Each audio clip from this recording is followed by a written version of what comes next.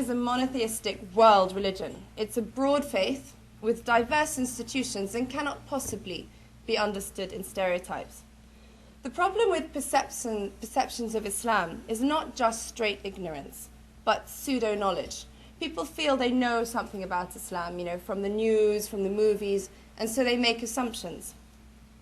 One should not generalize about Islam. One should always question which Muslims and when.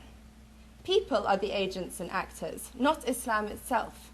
Both Muslims and non-Muslims make this mistake. Muslims because they're committed to the idea of a transcendent truth to which everybody adheres, and non-Muslims because sometimes they just don't know any better. There are set values and teachings as laid out in the Quran, our holy book, but Islam has been lived in a variety of times and places, and so it has been lived in a variety of ways. Arabs are associated with Islam, but not all Arabs are Muslim, and 3/4 of Muslims live beyond Arab League countries.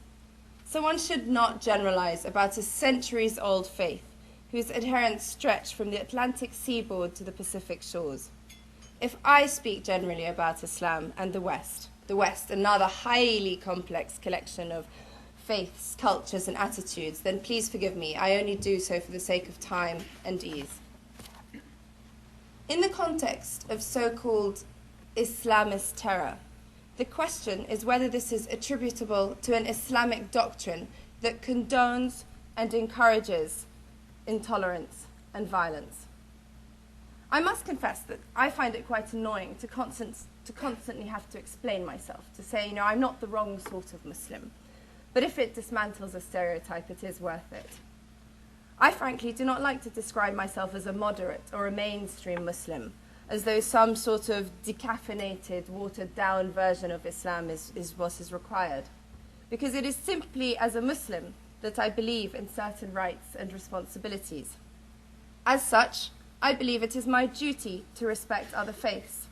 In Islam, there is an unequivocal recognition of Christianity and Judaism as revealed religions of the book. The message of all the prophets, including Moses and Jesus, was, according to the Quran, the same, to believe in and obey the one God. The Prophet Muhammad confirmed and completed that message. The Quran says, "Those who believe, those who follow Jewish scriptures, the Christians, the Sabians, and any who believe in God and the final day, and do good, all shall have their reward with their Lord, and they will not come to fear or grief."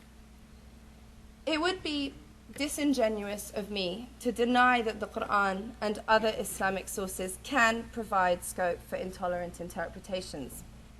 There is a particular verse in the Quran that instructs Muslims not to take Christians and Jews as allies. This verse is taken by extremists in isolation and out of context to justify their chosen path of aggression towards non-Muslims and towards Muslims deemed traitors by association, people like us who've made peace with Israel. Such a narrow and literal approach to reading the Quran is highly dangerous and deeply manipulative, as it completely ignores the overall moral thrust of our sacred text. There are chapters and verses in the Quran that elaborate the guiding principles and immutable values of Islam, including the overarching Quranic message of respect for and peace with other faiths. And then there are verses that were revealed in response to the specific challenges faced by the Prophet Muhammad and his companions.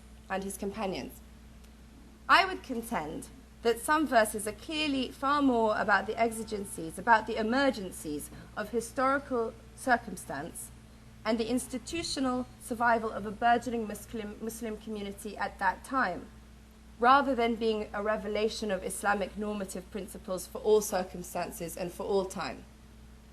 You may disagree with me, and I'm sure some Muslims would disagree with me, but if you want to check it out for yourselves, there's a very good recent translation of the Quran by Professor Abdul Halim, available in paperback in Oxford World Classics for just over $10. And I get no commission on the book. I just think it's worth having a look.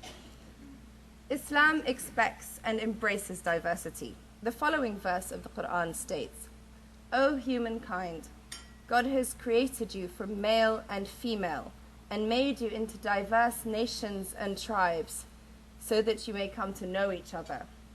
Verily, the most honored of you in the sight of God is he who is the most righteous. Another verse says, if the Lord had willed, he would have made humankind into a single nation, but they will not cease to be diverse. I promise you, I'm not just picking out the verses that make us look good. For one verse that advocates intolerance of non-Muslims, albeit in a historical and textual context, I can find you at least 124 which call for peace and tolerance. The Quran places central importance on the virtues of justice, adl, benevolence, ihsan, wisdom, hikmah, and compassion, rahmah. What must be emphasized to anyone who has the sense to listen is that the moral imperatives of compassion, justice, mercy, etc. are not exclusive Judeo-Christian values. They are Muslim values too.